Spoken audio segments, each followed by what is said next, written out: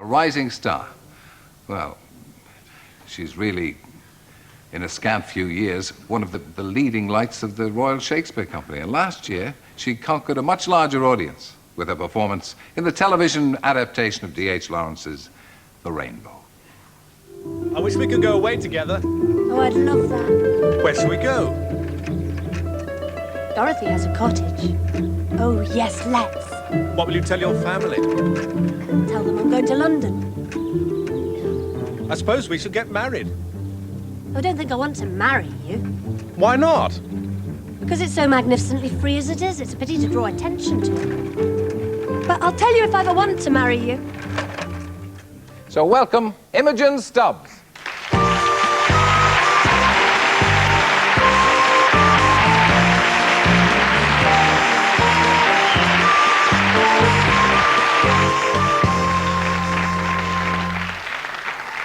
How do you fancy having a dummy made of yourself? Not at all. No, it's a bit strange. Anyway, in Rainbow, you were a spirited and passionate young girl. Is that you? Oh, it's quite like me. Could you identify with the character? Yes, I think I could. I mean, I didn't have to break away from the 19th century sort of repression, but I like the extravagance of the character. Yeah. I like someone who aims for the moon and hates mediocrity. I like that. Yeah.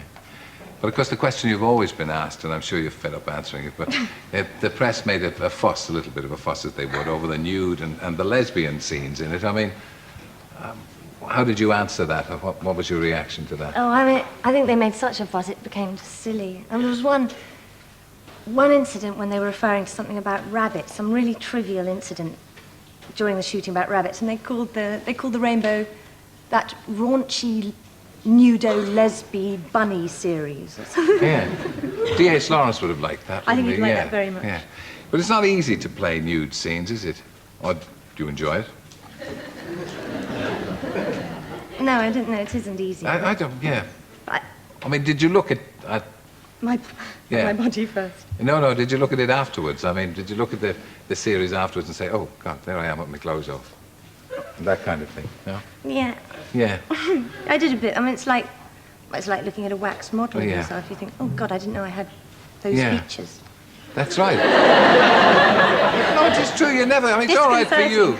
The awful thing about appearing on television, anyway, is that you do see yourself occasionally as others see you, which is why I never look at the television, because it's too depressing. So, now, you're a leading actress now, and your rise has been fairly mercurial. So, how did it all begin? When did you decide that you wanted to be an actress, or when did you first come to the notice of anybody who thought you could be a leading light? I did quite a lot at Oxford when I was there, but I did a lot of review stuff. Yeah. Amazingly, I don't think I'd dare do that now. I did a lot of character parts, and I sang quite a lot, and I remember thinking, I did a lot of parts, and I remember saying to my mum, oh, God, why is it they always cast me in the same part?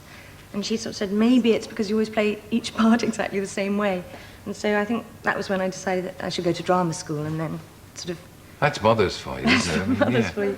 Yes. And... Not too many compliments. No compliments. Is she still a harsh critic, or does she look at you with a roomy eye? Actually, she's not alive anymore, but well, no, quite. Probably a roomy eye. Yeah, well, from where she is, probably. From where she is. Yeah, but I mean, did you get a lot of encouragement? Yeah, no, my family encouraged me a lot.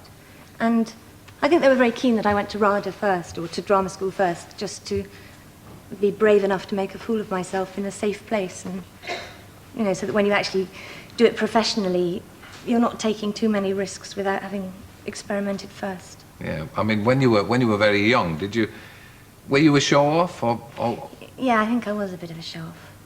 Yeah. Because an awful lot of actors are quite shy, aren't they? It's only when they get on stage that they let it all hang out, as it were, in another character. Like in The Rainbow. Yeah, in The Rainbow, yeah. Now, you once worked as a waitress. And I think you've said that if times ever got hard, you could fall back on that. Did that appeal to you? Yes, I really enjoyed it. I mean, I actually worked as a waitress after I'd been at Oxford, just in order to, partly to meet a completely different type of person. And I think it's a very good training for acting, because it's another kind of performance. And And it is a kind of showing off. Yeah. And you never know what you're going to get paid. You never know what you're going to get paid. Yeah. You had a well-travelled childhood. Was your father in the Navy? Oh, Yeah. Yeah. So, I mean, was that a kind of policy of his, that he wanted you to travel around the world? And Yeah, I think he thought that was the best form of education, was to travel. I think he's right, actually. And we were just lucky enough to be able to move around a lot. We had relatives everywhere and spent all our money travelling. Well, with all the acting that you did in Oxford, in fact, you had quite a successful academic career there. And I think it's Jonathan Miller, Dr. Jonathan Miller, said that he thought you were probably too brainy for the theatre. Did he? Yeah. How nice. Do you think you can be too brainy for the theatre? No, I don't think so at all. I think it's a privilege if you've had that kind of education, but I think it can only help.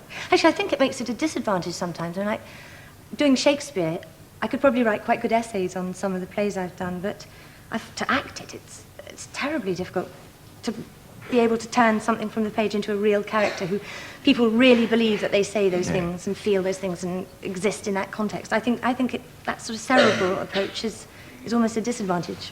Yes, you'd rather be more like Olivier, more instinctive. Yeah, I'd much rather be more like Olivier, yeah. But in yourself, what way do you approach it? You're going to do Desdemona in Othello now.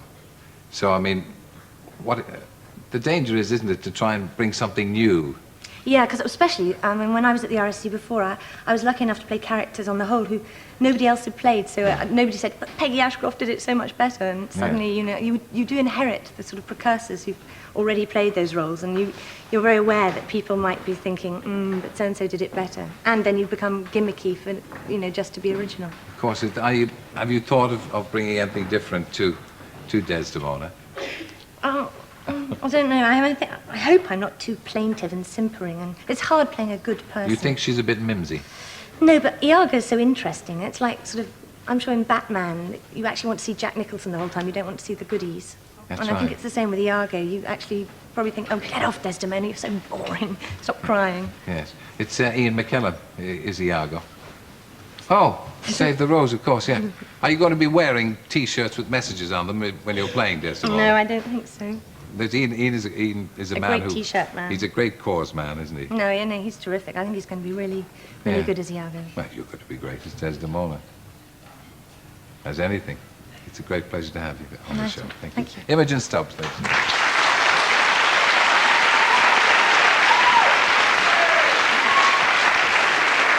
So thanks to Imogen, and good luck to her when she does play Desdemona.